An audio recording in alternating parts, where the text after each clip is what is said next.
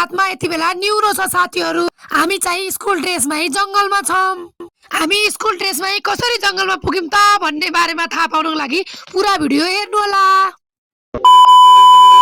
आज चाहिँ हामी स्कुलबाट फर्किँदै गर्दा सर र म्याडमहरु भएर त्यही बाटो निगुरो टिप्न जाने भन्ने कुरा भयो साथीहरू। अलिकति माथि गएका थियौं। निगुरो भन्दा पहिला चुक्याइलो भन्छ, हामीले भुक्कर जडी भन्थ्यौं, काँडा भएको है, चाहिँ टिपेर खायौं साथीहरू। एकदम मिठो हुन्छ है, जडीबुटीयुक्त औषधि हो।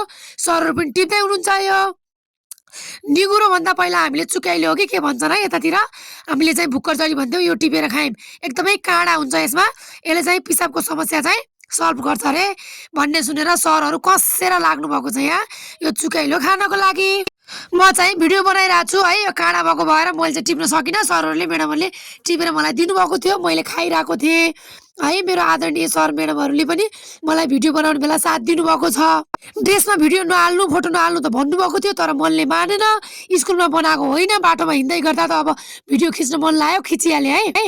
खासमा त हामी निगुरो टिप्न गएको, तर त्यहाँ जंगलमा जाँदाखेरि बाटोमा एकदमै धेरै चुक्याइलोहरु भेटाएको है।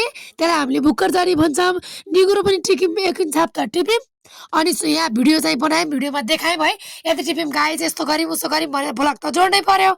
अनि त्यसपछि यो हामीले निगुरोहरु देखाइसकेपछि त्यहाँदेखि अलिकति अगाडि बढ्यौं है। अगाडि आउँदै गर्दा बाटोमा फेरि चुक्याइलाका बुटाहरु भेटिए है। मैले भुक्कर जडी भन्छु, हाम्रो लेखमा पनि हुन्थ्यो। र हामी त्यहाँदेखि अगाडि आयौं। बाटोमा यति ठुलो चुक्याइलाका बुटाहरु रहेछन्। सर म्याडमहरु फेरि लाग्नुभयो चुक्याइलो। त्यो टिप्नलाई एकदमै काँडा हुन्छ, म चाहिँ टिप्न सक्दिन। सरले चाहिँ मैले यति टिपे म्याडम हेर्नु भनेर देखाउँदै हुनुहुन्छ। अनि यहाँनिर यो चुक्याइलोको बुटालाई चाहिँ सर म्याडमहरु गएर काट्न भाँच्न थाल्नुभयो। म चाहिँ काँडा भएको देखेर डराइहाल्छु के। फेरि सर म्याडम लाएर यो पनि टिप्नु भयो कि यो काँडाको बुटा, यो चाहिँ यसले चाहिँ पिसाबको समस्या सल्भ गर्छ। अनि टिपेर ल्याउनु भयो। म चाहिँ काँडा देखेर डराउँथे, सरहरूले चाहिँ टिपेर ल्याएर खान दिनुभयो।